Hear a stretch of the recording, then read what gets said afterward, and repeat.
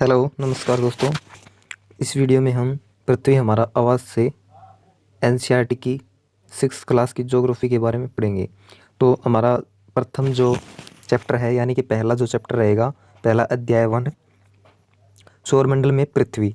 यानी कि इस सीरीज़ में हम एनसीईआरटी की सभी बुक्स ज्योग्राफी, पॉलिटी, हिस्ट्री हमने एक वीडियो तो पहले डाल चुके हैं वो हिस्ट्री की, और इस वीडियो में हम ज्योग्राफी की चर्चा करेंगे।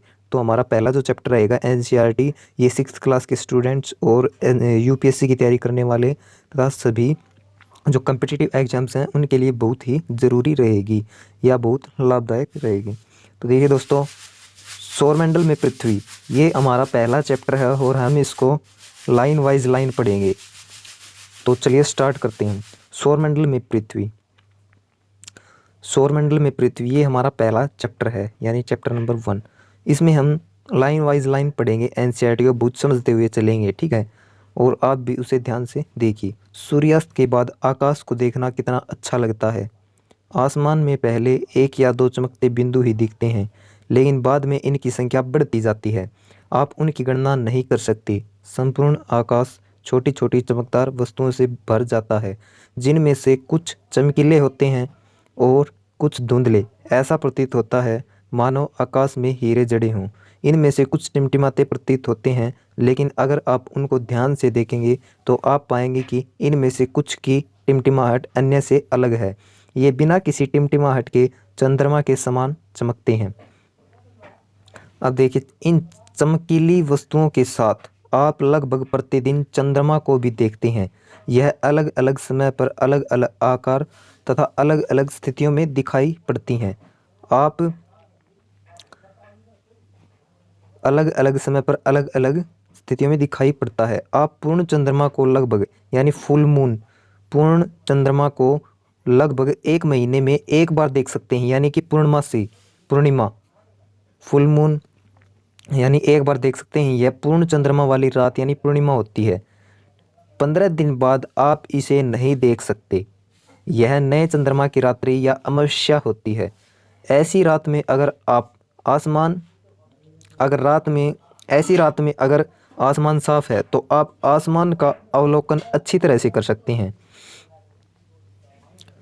क्या आपको इस बात पर आश्चर्य नहीं होता कि हम दिन के समय चंद्रमा एवं सभी छोटी चमकीली वस्तुओं को क्यों नहीं देख पाते हैं?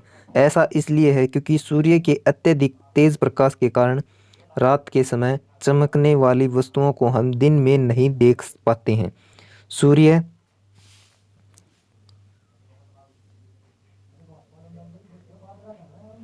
चंद्रमा तथा वे सभी वस्तुएं जो रात के समय में चमकती हैं खगोलीय पिंड कहलाती हैं। तो दोस्तों, यहाँ से हमारी बहुत ही ज़रूरी जो डेफिनेशन है, ये एक इम्पोर्टेंट जो हमारा फैक्ट रहेगा यहाँ से, कि सूर्य, चंद्रमा तथा वे सभी वस्तुएं जो रात के समय में आसमान में चमकती हैं, जब हम आसमान को देखते हैं तो वे हमें चमकती हुई दिखाई देती हैं। उन्हीं को हम खगोलीय पिंड कहते हैं, यानी वे खगोलीय पिंड कहलाती हैं। इसके बाद आगे क्या है?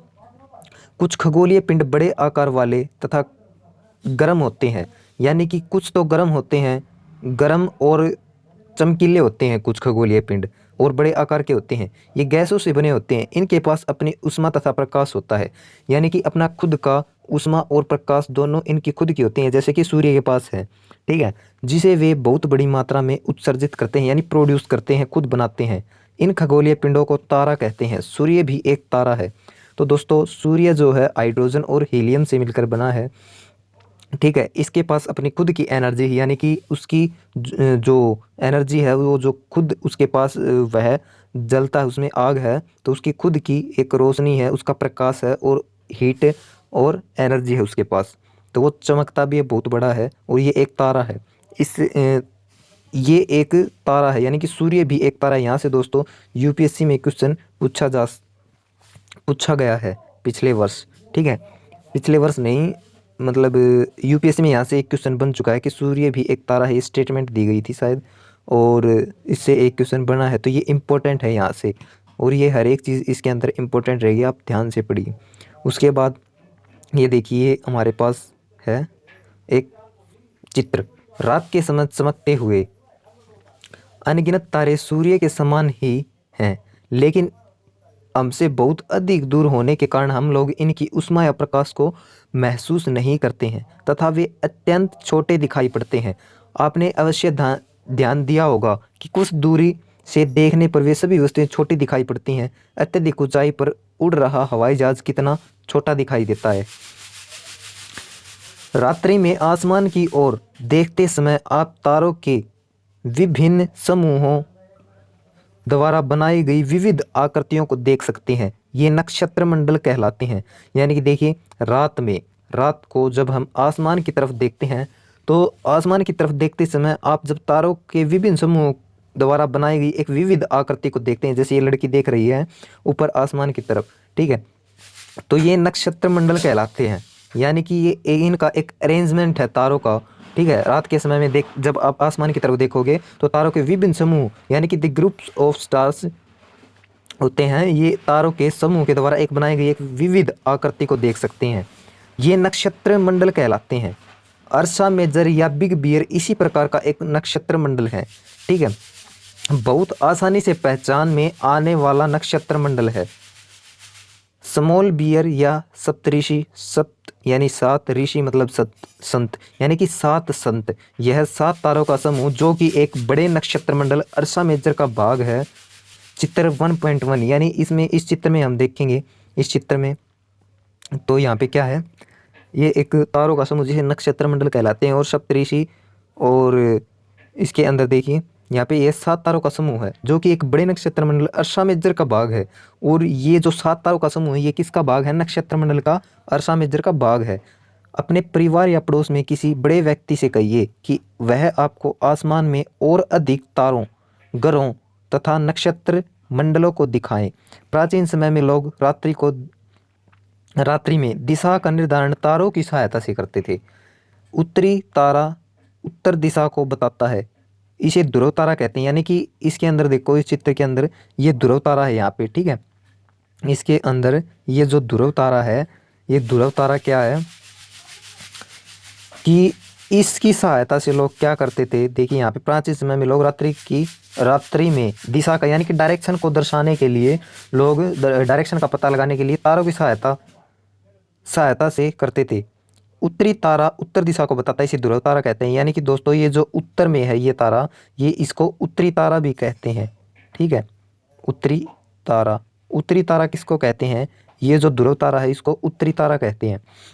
अब इन्हीं की सहायता से प्राचीन समय में लोग, यानी कि पहले बहुत प्राचीन समय में लोग क्या करते थे, इन्हीं तारों की सहायता से लोग दिशा का पता लगाते थे, ठीक है। तो उत्तरी तारा दिशा को बताता है जिसे ध्रुव तारा भी कहते हैं। ध्रुव तारा यानी कि हम सीधी सी बात है, अगर हम देखिए यहाँ पे मैं आपको एग्जांपल से समझाता देता हूँ।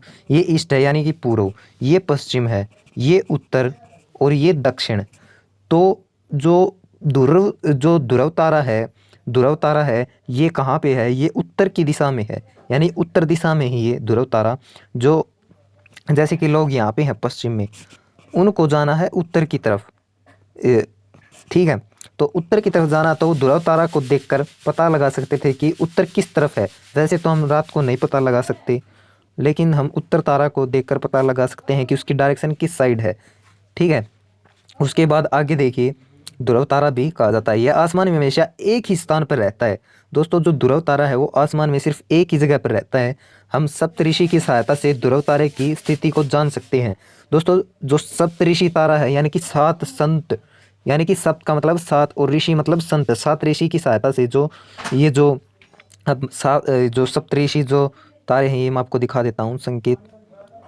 ये हैं यहाँ पर देखिए, ये हैं सात तारे 1 2 3 4 5 6 7। ये जो ऐसे जो इस डायरेक्शन में ये जो तारे बन रहे हैं ये ऐसे, या फिर इसको आप ऐसे भी कर सकते हैं। इन्हीं को हम सप्तऋषि यानी कि सप्तऋषि, सप्त मतलब सात और संत यानी कि सप्तऋषि, ऋषि मतलब संत, ये जो इनकी सहायता से हम जो है ध्रुव तारा का पता लगा सकते हैं। ये जब हम इनको देखते हैं दो तारों को आपस में, तो हम ध्रुव तारा को देख सकते हैं, उसका पता लगा सकते हैं। इसमें यही कहा गया है। उसके बाद देखिए कि कुछ खगोलीय पिंडों में, देखिए यहाँ पे थे हम, कि आप देखेंगे कि सप्तऋषि आसमान में हमेशा एक स्थान पर रहता है। हम सप्तऋषि की सहायता से ध्रुव तारे की स्थिति को जान सकते हैं। जैसे कि मैंने बताया आपको कि सप्तऋषि की सहायता से हम ध्रुव तारे की स्थिति का पता लगा सकते हैं।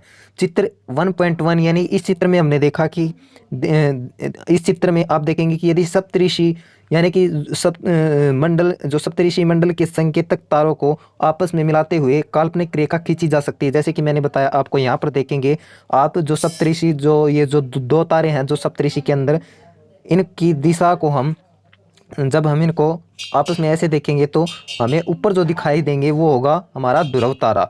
इनकी सहायता से हम ध्रुव तारे का पता लगा सकते हैं, इसमें यही बताया गया है।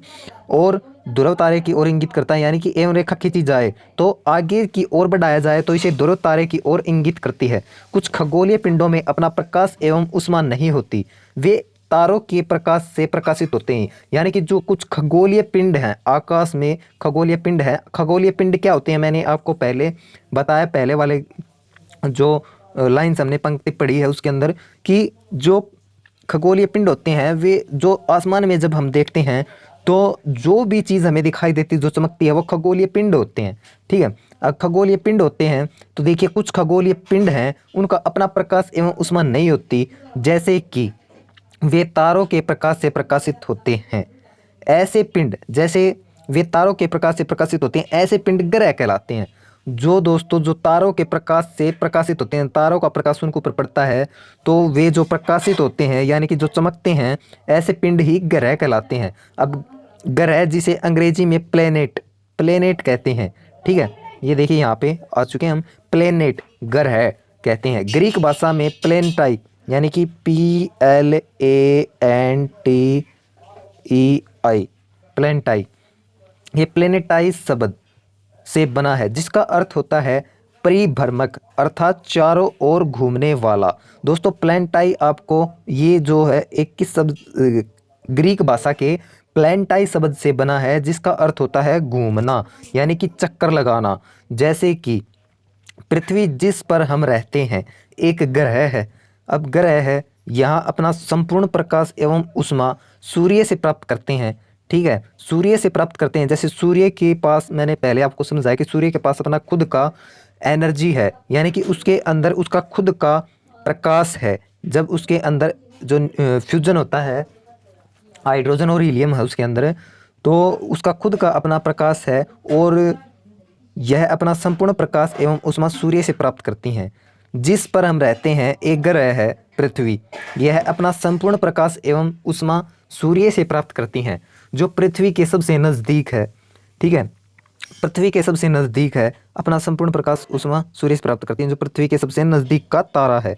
पृथ्वी को बहुत अधिक दूरी से, जैसे चंद्रमा से देखने पर यह चंद्रमा की तरह चमकती हुई प्रतीत होती है। दोस्तों जब हम पृथ्वी को चंद्रमा से देखते हैं यानी कि ऊंचाई से देखते हैं, बहुत अधिक ऊंचाई से देखते हैं, तो हमें पृथ्वी भी चमकती हुई दिखाई देती है। और वो कैसे कलर की दिखाई देती है, ब्लू कलर की दिखाई देती है। और इसके पीछे का जो कारण है वो क्या है कि जब हम पृथ्वी को देखते हैं तो नीले ग्रह की यानी कि एक नीला ग्रह पृथ्वी को कहा जाता है। इसलिए कहा जाता है क्योंकि उसके ऊपर जो है 1/3 यानी कि जो उसके अंदर बहुत ज़्यादा पानी है, यानी पृथ्वी के ऊपर 71% पानी है। ठीक है, आपको पता होगा 71% पानी है, तो 71% उसके ऊपर पानी है। तो इसके अंदर हम देखते हैं कि जो अपना संपूर्ण प्रकाश है सूर्य का, वो उसकी वजह से बहुत सारे मतलब जो पिंड हैं वो चमकते हैं।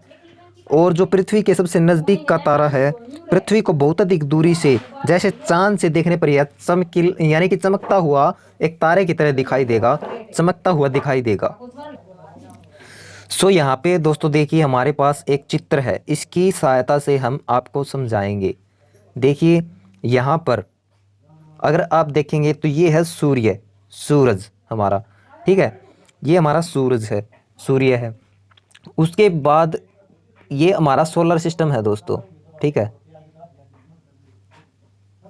यानी हमारा सोलर सिस्टम, सौर मंडल। अब सबसे पहले हमारा सूर्य है। ठीक है, सूर्य के बाद मतलब हमारे जो ये जो ग्रह हैं, हमारे टोटल 8 ग्रह हैं। ठीक है, हमारे टोटल 8 ग्रह फिलहाल अब ये 9 ग्रह थे पहले, ये कब थे 9 ग्रह? ये 2006 से पहले 9 ग्रह थे। अगस्त 2006 से पहले ये 9 ग्रह थे, उसके बाद 8 ग्रह हुए। यानी कि प्लूटो दोस्तों प्लूटो था जो 8वें 9वें नंबर का था प्लूटो, वो जो है हमारे ग्रहों की श्रेणी से हटा दिया गया। वो उसका जो कारण था वो क्या था कि मैं आपको बता दूं कि उसका कारण क्या था कि वो हटाया क्यों गया 2006 में, अगस्त 2006 में, कि उस जैसे अब ये हमारे ग्रह हैं 8, ये ग्रह हैं 8 हमारे, ठीक है, हमारे टोटल 8 ग्रह हैं फिलहाल। अब जो 8 ग्रह हैं ये हमारी देखिए सेम डिस्टेंस, इनके बीच में जो दूरी है वो समान है, ठीक है, वो समान है। यानी कि ये जो डिस्टेंस है वो समान है इनके बीच, ठीक है, वो समान है। और इन्हीं की जो वजह से जो उसको हटाया गया, क्योंकि वो जो प्लूटो था वो कभी इस साइड आ गया, कभी उस साइड चला गया, कभी बाहर चला गया। यानी कि उसके जो करैक्टर थे ना वो इन सभी हमारे 8 ग्रहों से मिलते नहीं थे। इसकी वजह से उसको हमारे ग्रहों से हटा दिया गया 2000 अगस्त 2006 में। अब उसके बाद देखिए यहाँ पे, अब मैं आपको क्या बता रहा था कि जो सूर्य है, सूर्य यहाँ से हमारा जो सबसे नज़दीक 8 ग्रह हैं हमारे हमारे सौरमंडल में, ठीक है। अब हम जो है सूर्य, ये हमारा सूर्य होगा यहाँ पे।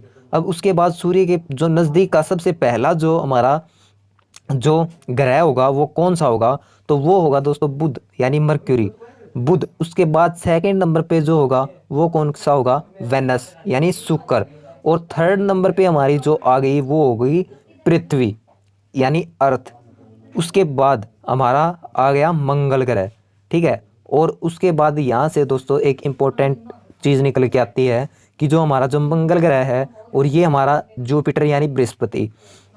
अब इसके बीच में ये जो आपको पट्टी दिखाई दे रही होगी, ये पट्टी, ये इस पट्टी को हम क्या कहते हैं? इस पट्टी को हम कहते हैं, ये एक बेल्ट दिखाई देती है आपको, बेल्ट की टाइप की, ठीक है, ये बेल्ट, ये दोस्तों एस्ट्रॉयड बेल्ट है। यानी कि एस्ट्रॉयड बेल्ट इसको क्यों कहा गया है, इसको एस्ट्रॉयड बेल्ट? क्योंकि देखिए ये पट्टी आपको दिखाई दे रही होगी, एस्ट्रॉयड बेल्ट, ये है क्या चीज़? सबसे पहले तो मैं आपको बता देता हूँ कि ये जो है ये एस्ट्रॉयड बेल्ट ये किसकी बनी हुई है? बहुत साल पहले जब ये हमारे ग्रह थे ना, ये ग्रह जब एक्सप्लोजन, यानी कि ये जब ग्रह बने तो इनके पार्ट से ही टूटकर ये छोटे छोटे टुकड़ों में बट गए थे, यानी कि बन गए थे, और ये बड़े टुकड़े थे, ठीक है।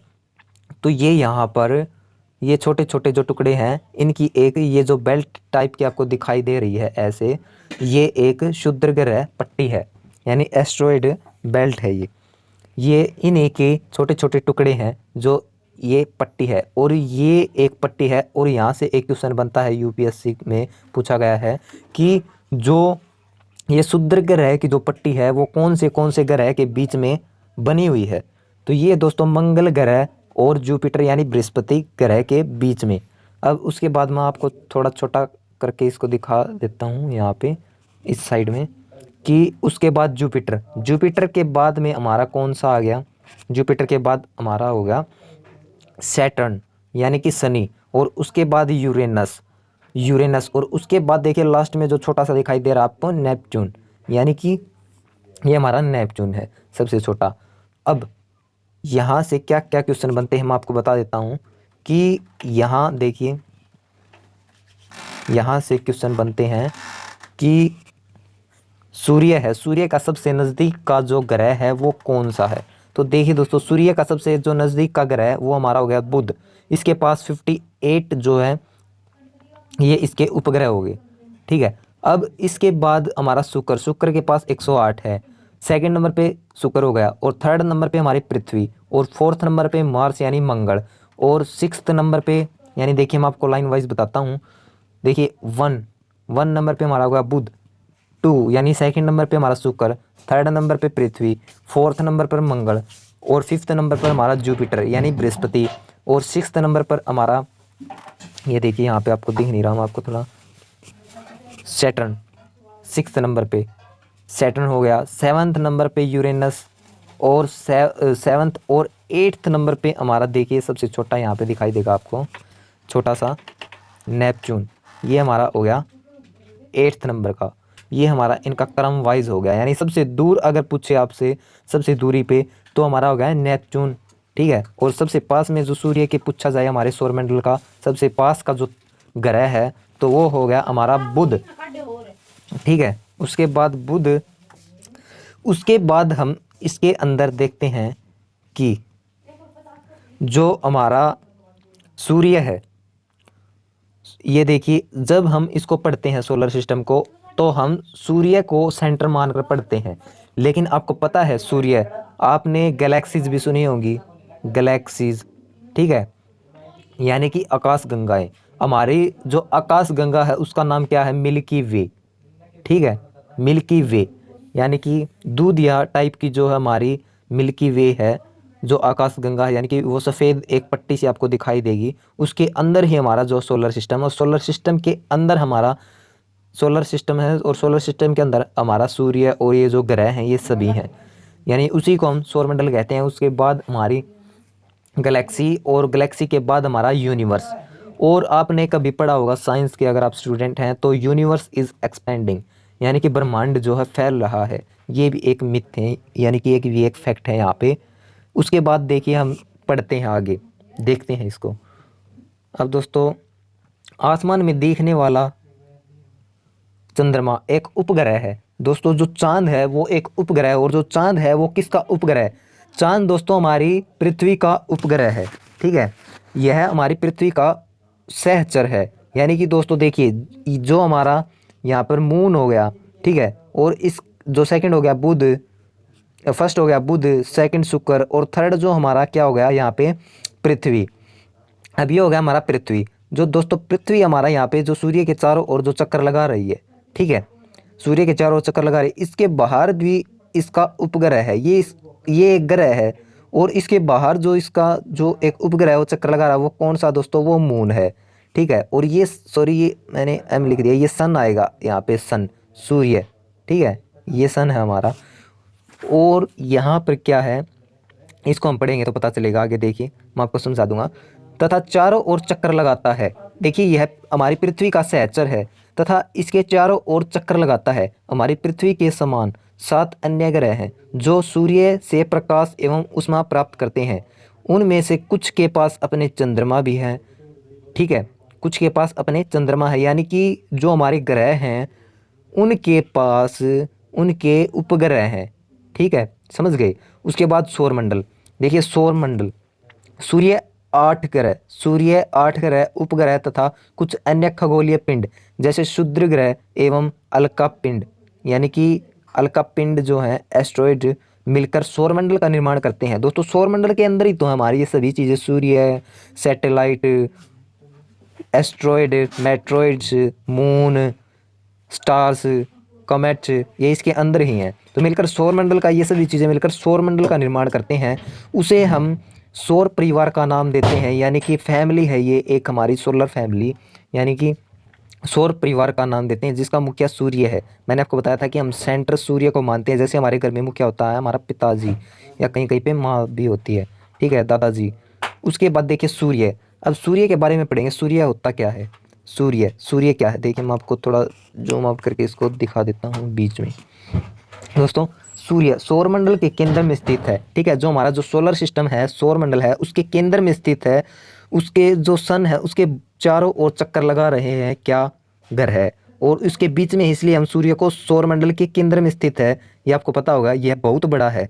ये दोस्तों ये हमने पीछे पढ़ा, आपको ध्यान हो तो सूर्य है एक स्टार है, यानी कि सूर्य एक तारा है, यह बहुत बड़ा है। दोस्तों इससे भी बड़े स्टार्स हैं, आपको मैं बता दूं कि सूर्य एक तारा है और इससे भी बड़े बड़े तारे हैं।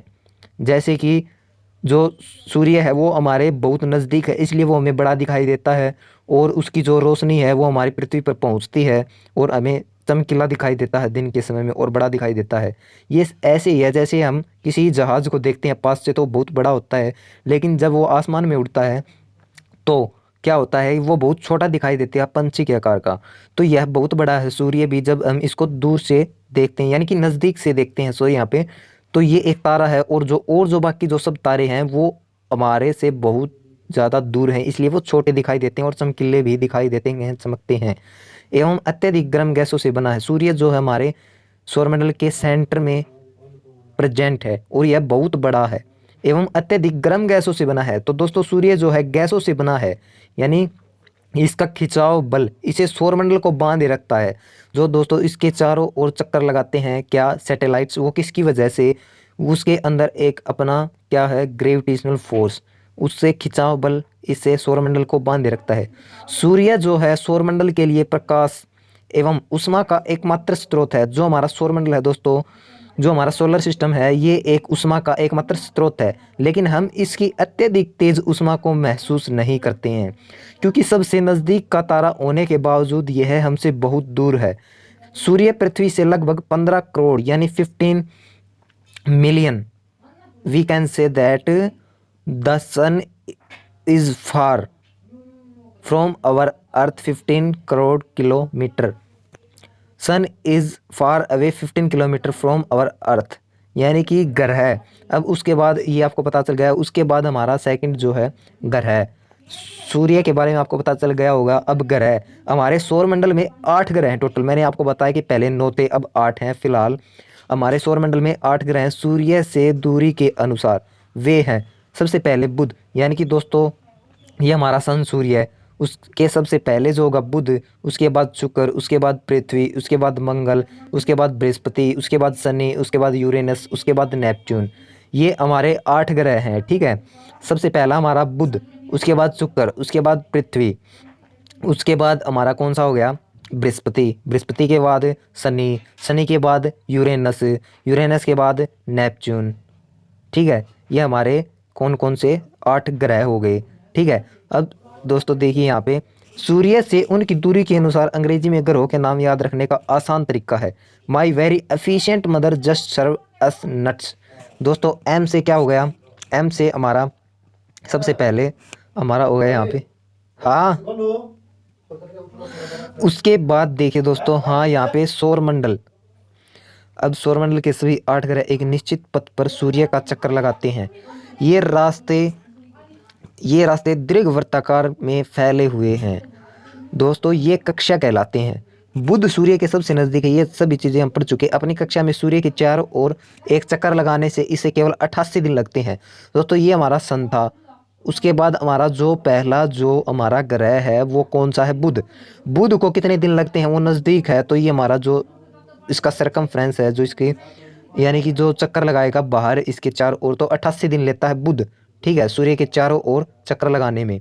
शुक्र को पृथ्वी का जुड़वा ग्रह माना जाता है। अब जो हमारा जो शुक्र है उसको पृथ्वी का जुड़वा ग्रह माना जाता है क्योंकि इसका आकार एवं आकृति, दोस्तों इसकी आकृति एवं आकार लगभग पृथ्वी के ही समान है, ठीक है, पृथ्वी के समान है। अभी तक प्लूटो भी एक ग्रह माना जाता था, परंतु अंतर्राष्ट्रीय खगोलीय संगठन ने यानी कि इंटरनेशनल एस्ट्रोनॉमिकल ऑर्गेनाइजेशन ने इसे अपनी बैठक यानी कि अगस्त 2006 में यह निर्णय लिया कि कुछ समय पहले खोजे गए अन्य खगोलीय पिंड यानी 2003 UB 313 सीरस तथा प्लूटो बोने ग्रह कहे जाते हैं। ये बोने ग्रह कहलाते हैं क्योंकि इनका करैक्टर हमारे ग्रहों से मेल नहीं खाता। उसके बाद है पृथ्वी यानी कि हमारी अर्थ। सूर्य से दूरी के हिसाब से पृथ्वी तीसरा, देखिए दोस्तों थर्ड, सन से हमारा क्या है, थर्ड है हमारी अर्थ, तीसरा ग्रह है। आकार में यह 5वां सबसे बड़ा ग्रह है। अगर हम आकार की बात करें, साइज की बात करें, तो पृथ्वी सबसे बड़े ग्रहों में से 5वें नंबर पर है। यह ध्रुवों के पास थोड़ी चपटी है, यानी दोस्तों ये आगे चलकर मैं आपको बताऊंगा कि ध्रुव कौन कौन मतलब कहाँ पर ये चपटी है, कहाँ पर ये फैली हुई है। यही कारण है कि इसके आकार को भू-आब कहा जाता है। भू-आब का अर्थ है पृथ्वी के समान आकार, यानी पृथ्वी के समान आकार। पृथ्वी के लिए अनुकूल परिस्थितियां संभव केवल पृथ्वी पर ही हैं। दोस्तों यहाँ पर पानी है, ऑक्सीजन है, यानी कि जीवन संभव केवल पृथ्वी पर ही है। पाई जाती हैं, जीवन के लिए अनुकूल जो परिस्थितियां हैं वो केवल पृथ्वी पर ही पाई जाती हैं। पृथ्वी न तो अधिक गर्म है और न ही अधिक ठंडी है, यानी कि दिन के समय यहाँ पर गर्मी हो जाती है और रात के समय ठंड, जो कि अनुकूल है हमारी परिस्थितियों, जो कि अनुकूल है हमारे रहन सहन के अनुसार हो जाती है। यहाँ पानी एवं वायु प्रेजेंट है जो हमारे जीवन के लिए आवश्यक है। वायु में जीवन के लिए आवश्यक गैसें जैसे ऑक्सीजन मौजूद है सांस लेने के लिए। इन्हीं कारणों से पृथ्वी सौरमंडल का सबसे अद्भुत ग्रह है। आंतरिक से देखने पर पृथ्वी नीले रंग की दिखाई देती है। मैंने आपको बताया था ये नीले रंग की इसलिए दिखाई देती है क्योंकि इसके अंदर 71% पानी है बहुत ज़्यादा मात्रा में, और क्योंकि इसकी 2/3 यानी 2/3, सॉरी मैंने 1/3 बोल दिया, 2/3 सतह पानी से ढकी हुई है, इसलिए इसे नीला ग्रह कहा जाता है, यानी कि ब्लू कलर की ये दिखाई देती है। ठीक है, उसके बाद हमारा चंद्रमा। अब हम चंद्रमा यानी कि मून के बारे में देखेंगे। मून क्या है? हमारी पृथ्वी के पास केवल एक उपग्रह है दोस्तों। हमारी पृथ्वी के चारों ओर एक उपग्रह है जो चंद्रमा है। इसका व्यास पृथ्वी के व्यास का केवल 1/4 है, यानी कि इसका जो डायमीटर है, ये पृथ्वी का अगर आकार देखें तो ये 1/4 है, यानी कि क्वार्टर है। यानी कि यह इतना बड़ा इसलिए प्रतीत होता है क्योंकि यह हमारे ग्रह से अन्य खगोलीय पिंडों की अपेक्षा नज़दीक है, इसकी वजह से ये बड़ा दिखाई देता है। यह हमसे लगभग 3,84,400 किलोमीटर दूर है। मून जो हमारी पृथ्वी से 3,84,400 किलोमीटर दूर है, और हमारा जो सन है दोस्तों वो कितनी दूर है हमारी पृथ्वी से? वो 15 करोड़ किलोमीटर दूर है हमारी पृथ्वी से। ठीक है, तो भी वो इतना बड़ा दिखाई देता है क्योंकि उसका आकार बहुत बड़ा है, वो एक स्टार है। और बाकी सभी स्टार्स बहुत छोटे इसलिए दिखाई देते हैं क्योंकि वो बहुत दूर है हमारी पृथ्वी से एज कंपेयर टू सन। अब आप पृथ्वी से सूर्य एवं चंद्रमा की दूरियों की तुलना कर सकते हैं। ठीक है, इससे आप समझ ही गए होंगे पृथ्वी और चंद्रमा की। अब दोस्तों यहाँ पे रॉकेट का प्रशिक्षण यानी कि लॉन्चिंग ऑफ रॉकेट यहाँ पे दिखाया गया है। रॉकेट का पृथ्वी से गिरना, उपग्रह का कक्षा में प्रवेश करना, ये यहाँ पे दिखाए गए हैं। अब आगे, चंद्रमा पृथ्वी का एक चक्कर लगभग 27 दिन में लगाता है। जो मून हमारा चंद्रमा है वो पृथ्वी के चारों ओर एक कंप्लीट चक्कर करने में 27 दिन का समय लगाता है। लगभग इतने ही समय में यह अपने अक्ष पर एक चक्कर भी पूरा करता है, यानी 27 दिन में ही यह अपनी एक्सिस पर अपना एक चक्कर यानी ये भी घूमता है। ठीक है, जैसे ये बार बार चक्कर लगाता है वैसे ही ये भी एक अपना कक्ष पर घूमता है और एक चक्कर लगाता है इतने ही दिनों में। इसके परिणाम स्वरूप as a result the earth जो हमारी पृथ्वी है से हमें चंद्रमा का केवल एक ही भाग दिखाई देता है। चंद्रमा की परिस्थितियां जीवन के लिए अनुकूल नहीं है। यहाँ न पानी है न वायु है। इसकी सतह पर पर्वत, मैदान, गड्ढे हैं। दोस्तों ये हमारी परिस्थितियां जीवन के लिए अनुकूल नहीं है, ये इसलिए क्योंकि इसके ऊपर पर्वत हैं और मैदान है, बड़े बड़े गड्ढे हैं। और क्या है, यहाँ पर मैदान, गड्ढे हैं, बड़े बड़े पर्वत हैं जो चंद्रमा की सतह पर छाया बनाते हैं, जो चंद्रमा की सतह पर अंधेरा सा कर देते हैं। पूर्णिमा के दिन चंद्रमा पर इसकी छाया को देखा जा सकता है। उसके बाद दोस्तों हमारा क्षुद्र ग्रह, ये हमारा क्षुद्र ग्रह है। ठीक है, ये क्षुद्र ग्रह है दोस्तों। अब तारों, ग्रहों एवं उपग्रहों के अतिरिक्त असंख्य यानी कि छोटे पिंड भी सूर्य के चारों ओर चक्कर लगाते हैं। इन पिंडों को क्षुद्र ग्रह कहते हैं। फिर से देखिए, क्षुद्र ग्रह, तारों, ग्रहों यानी स्टार्स, सैटेलाइट्स और जो हमारे उपग्रह के अतिरिक्त असंख्य छोटे पिंड सूर्य के चारों ओर चक्कर लगाते हैं। इन्हीं पिंडों को क्षुद्र ग्रह कहते हैं। ये मंगल एवं पृथ्वी की यानी बृहस्पति की अपेक्षा की कक्षाओं के बीच पाए जाते हैं। चित्र 1.2 में अगर हम देखेंगे तो क्षुद्र ग्रह ये मंगल एवं बृहस्पति की कक्षाओं के बीच पाए जाते हैं। ठीक है, मैंने आपको बताया था कि एक जो क्षुद्र ग्रह की पट्टी है उसके अंदर हम इसको देख सकते हैं। वैज्ञानिकों के अनुसार क्षुद्र ग्रह ग्रह के ही भाग होते हैं। मैंने आपको समझा दिया था दोस्तों अच्छी तरह से, जो कि बहुत वर्ष पहले विस्फोट यानी कि एक्सप्लोजन के बाद ग्रहों से टूटकर अलग हो गए थे। उसके बाद ये यहाँ पर चक्कर लगाते हैं बीच में, किसके बीच? मंगल और बृहस्पति के बीच, यानी जुपिटर और मार्स के बीच जो पट्टी है उसी को हम क्षुद्र ग्रह कहते हैं। अब दोस्तों उल्का पिंड एस्ट्रॉइड, सूर्य के चारों ओर चक्कर लगाने वाले पत्थरों के छोटे छोटे टुकड़ों को उल्का पिंड कहते हैं। कभी कभी ये उल्का पिंड पृथ्वी के इतने नज़दीक आ जाते हैं कि इनकी प्रवृत्ति जो है यानी कि इनके जो करैक्टर हैं पृथ्वी पर गिरने की होती है, इनकी प्रवृत्ति। और इस प्रक्रिया के दौरान वायु के साथ घर्षण होने के कारण ये गर्म होकर, यानी कि जो फ्रिक्शन है उसके कारण ये गर्म हो जाते हैं और इनमें आग लग जाती है। और आग लगने के कारण ये चमकदार प्रकाश उत्पन्न करता है। कभी कभी कोई उल्का पूरी तरह जले बिना पृथ्वी पर गिरती है, जिसे धरातल पर बड़े से गड्ढे बन जाते हैं।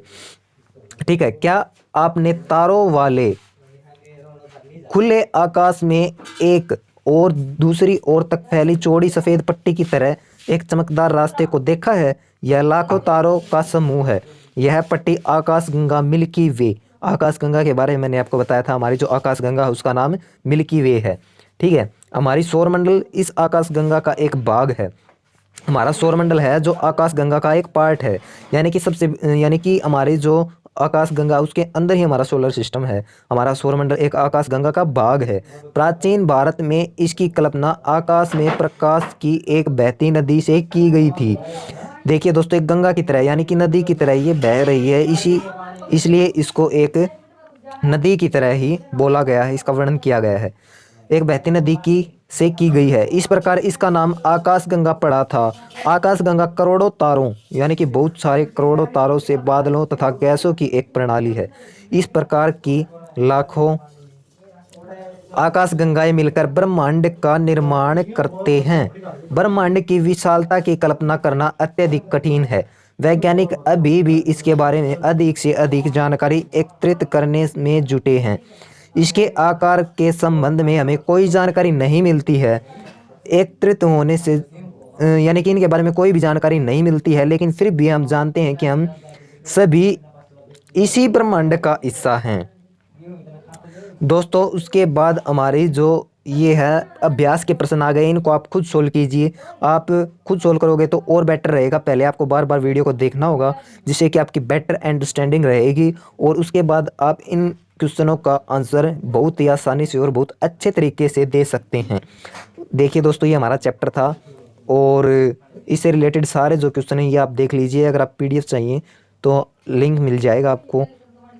ठीक है, और होप मैं आपको अच्छी तरह से इसका एक्सप्लेन कर पाया। ठीक है, हमारी सीरीज़ है, हमने पहले हिस्ट्री करवा दी, अब ये ज्योग्राफी, अब इसके बाद हम पॉलिटी करवाएंगे। तो हमारा जो है 6th क्लास का जो NCERT का जो पोर्शन है दोस्तों, हम कंप्लीट करवाएंगे पूरा, और वो भी इसकी लिस्ट बनेगी और पूरी सीरीज़ में चलेगी। इसलिए चैनल को सब्सक्राइब कर लीजिए और आने वाली वीडियो का वेट कीजिए।